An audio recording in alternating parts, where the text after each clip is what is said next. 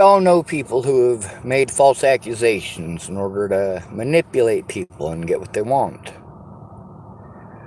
I'm used to people screaming and yelling about how I didn't get what I want right when I wanted it, for things that they literally never did.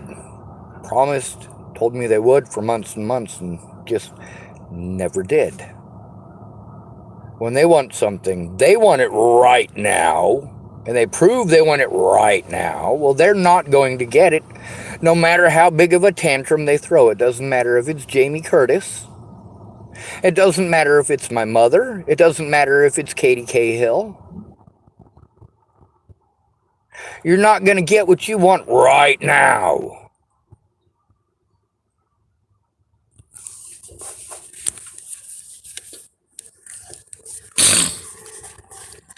So, there's a friend of mine named Riley Lyndon. Riley Lyndon says to me that he was hanging out in Sydney, and this is before he and Jackie started dating. He had the biggest crush on Jackie. Like, this is... how do I explain it? Everybody in Chapel High School had a crush on Alyssa Derry, Amber Derry, or Kim Jeppsen. Well, this is one of those three. Jackie McKenzie, well, it's actually Jackie Ballou now. This is a young woman who, her and Jamie, and of course, y'all know that I fight hard for the rights of the LGBT community. Much of it because of my mother's hatred for them.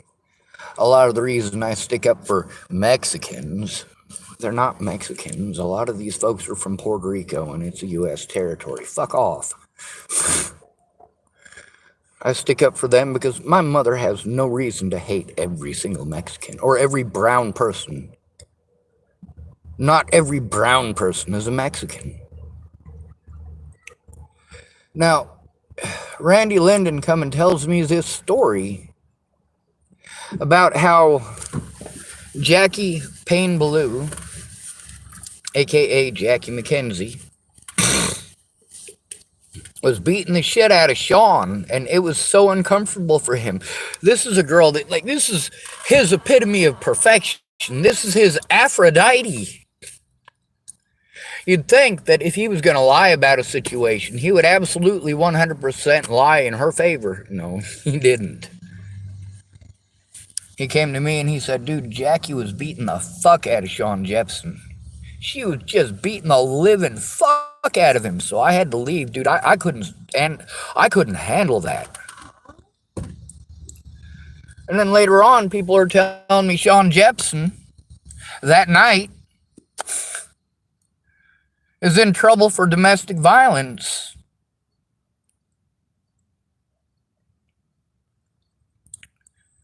Jackie beat the fuck out of him. People are telling me, oh, Sean beat the living hell out of Jackie. Are you sure about that? That's not what Randy Lyndon had to say. Randy Lyndon, according to him, Sean Jeppsen was fucking taking every bit of it. According to Randy Lyndon, and he later started dating Jackie McKenzie knowing if you're going to date a violent woman knowing that she's violent, and you're going to go back knowing she's violent, well, you got battered women syndrome, man. You're attracted to abusive women. Jamie Curtis, according to Chris Stegeman, assaulted him when they were dating, multiple occasions. According to James Payton, Jamie hit him, and he pushed her to get her away from him. Michael Scott Wade.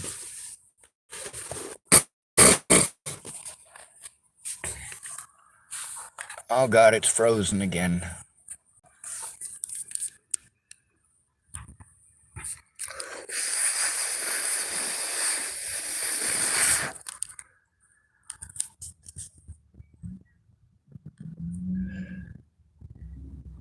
Sorry about that. My phone seems frozen. I'm still gonna try talking and hope that it works. Michael Scott Wade was getting beaten the hell out of by my mother.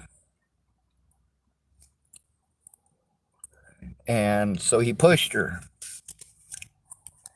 And she went into the bathtub. Scott had to take a domestic abuse counseling for that, even though he was just trying to prevent her from hurting him.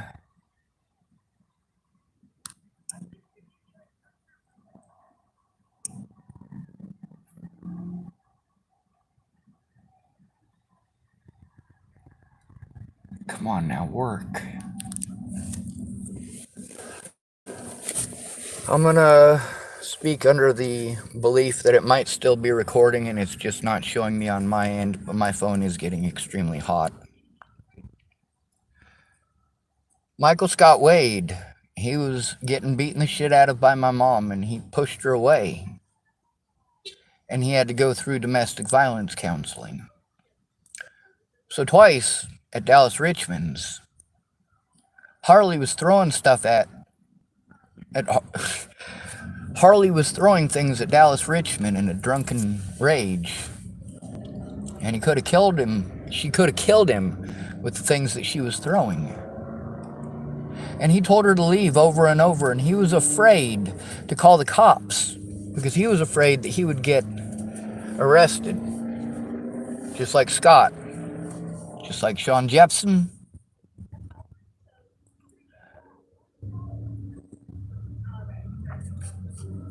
But I recorded those situations for Dallas.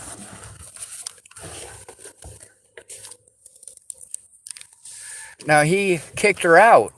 That's not the same as literally kicking her. And when she tried to swing at him, he put his arm up and he pushed her backwards the first time.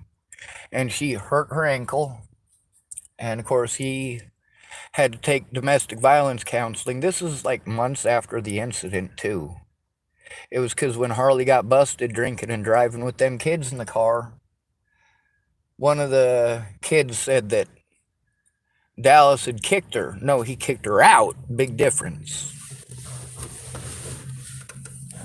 So they dropped the charges on Harley for the drinking with the kids in the vehicle and putting their lives at risk, and then charged Dallas as if he's a criminal, as if he's a bad person. Every man has to be afraid to call the cops in a domestic violence situation because 9 times out of 10 they side with the woman.